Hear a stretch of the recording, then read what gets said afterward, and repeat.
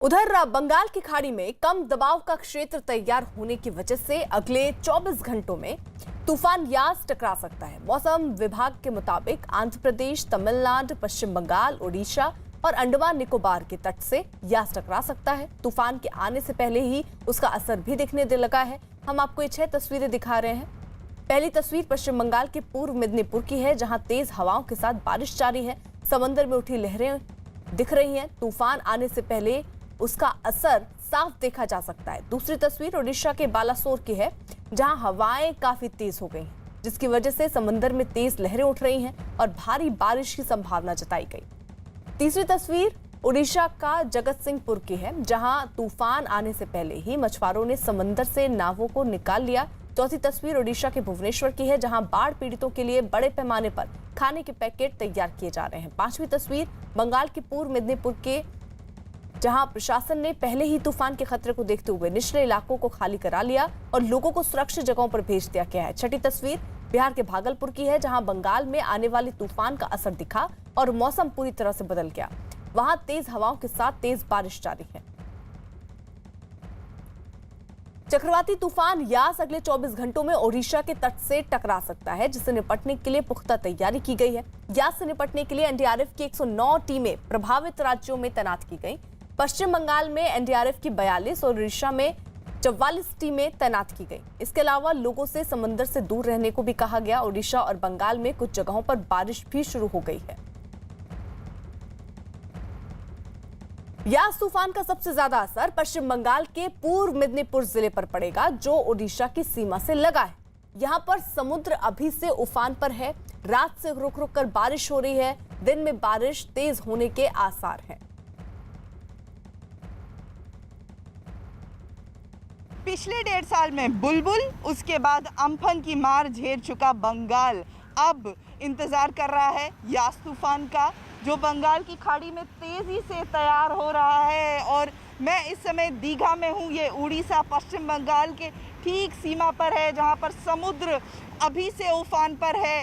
कल रात से रुक रुक कर बारिश का सिलसिला शुरू हुआ है और संभव है कि आज दिन में ये तेज़ बारिश में तब्दील हो जाए। पूर्व मिदनापुर ये वो ज़िला है जो सबसे ज़्यादा प्रभावित होगा पश्चिम बंगाल का।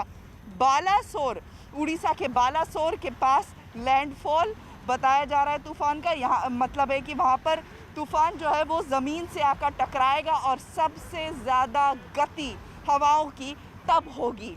और यहाँ पूर्व मिदनापुर में भी उम्मीद की जा रही है कि जो असर है वो लगभग वैसा ही रहेगा। हवाओं की गति 145 से लेकर के 165 किलोमीटर्स के बीच रह सकती है और गशिंग स्पीड हवा की 185 किलोमीटर प्रति घंटा तक रह सकती है।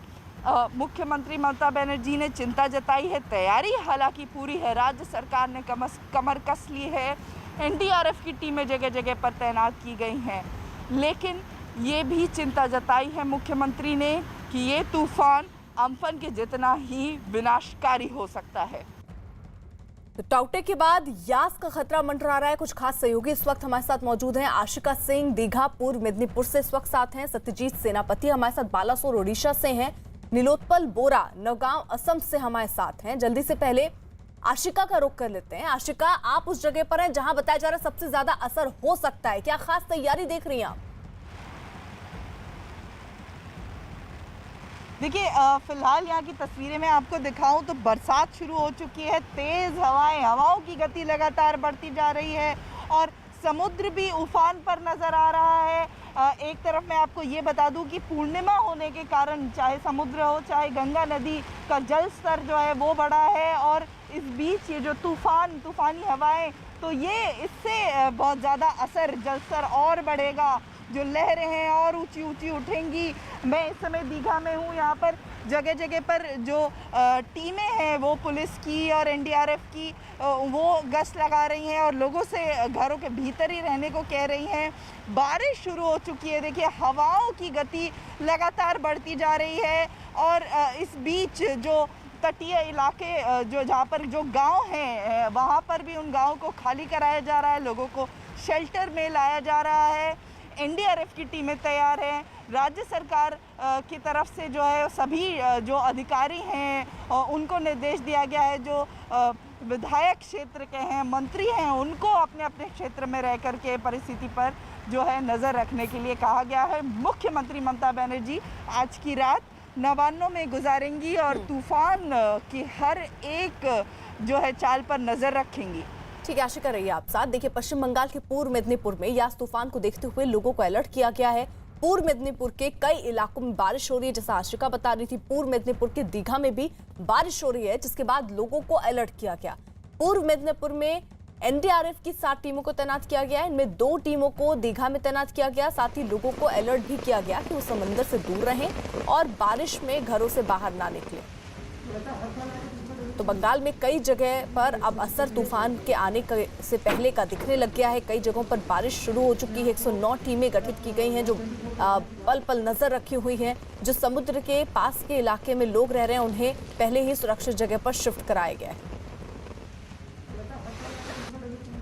हमारी एनडीआरएफ की टोटल 5 टीम्स हैं यहाँ पे।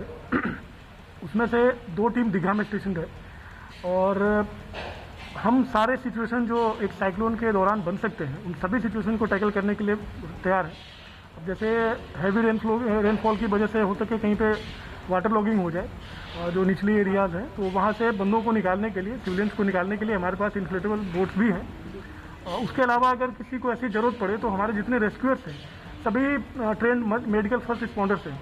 तो अगर किसी को बिफोर सेंडिंग टू हॉस्पिटल उनको किसी को पीएचडी की जरूरत है, प्री हॉस्पिटल ट्रीटमेंट की, तो वो भी हमारे रेस्क्यूअर्स उनको प्रोवाइड कर सकते हैं। पश्चिम बंगाल के पूर्व मेदिनीपुर जिले के दीघा में एनडीआरएफ की टीम ने समंदर के किनारे रहने वाले लोगों को निकालकर सुरक्षित जगहों पर भेजा है।